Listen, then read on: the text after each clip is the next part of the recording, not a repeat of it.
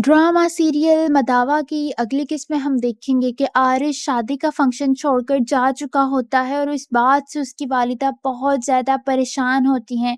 वो अपने कमरे में बैठी रो रही होती हैं जब अनीला यानी उनकी बेटी उनके पास आती है। वो अनीला से कहती हैं कि क्या क्या नहीं सोचा था मैंने अनीला, आरिश ने हमारे साथ अच्छा नहीं किया। अपनी माँ की बात सुनकर अनीला भी परेशान हो जाती है। वहीं तहसीन अपनी वालिदा यानी इशरत बेगम के पास आती है और कहती है कि उनको उनके हाल पर आप क्यों नहीं छोड़ देती? आप उनको उनकी मर्ज़ी से ज़िंदगी गुज़ार लेने दें। उसका इशारा आलियान और नूर की तरफ होता है। अपने बेटे की बात सुनकर इशरत बेगम बहुत ज़्यादा गुस्सा हो जाती हैं और उसे गुस्से से देखने लगती हैं। वहीं सारी बरादरी वाले इकट्ठे हुए होते हैं जब आलियान के वालिद कहते हैं कि गलती आरिश की है और ये गलती काबिले कबूल नहीं है और ना ही काबिले माफ़ी है। वो अपने भाई यानी नूर के वालिद से ये सारी बात करते हैं। वहीं बरादरी में मौजूद एक शख्स इस सब का ज़िम्मेदार नूर को ठहराता है।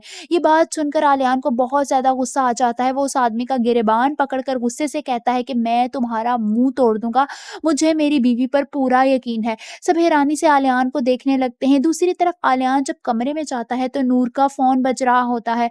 वो फ़ोन देखता है जिस पर आरिश कॉलिंग लिखा आ रहा होता है, यानी आरिश नूर को फ़ोन कर रहा होता है।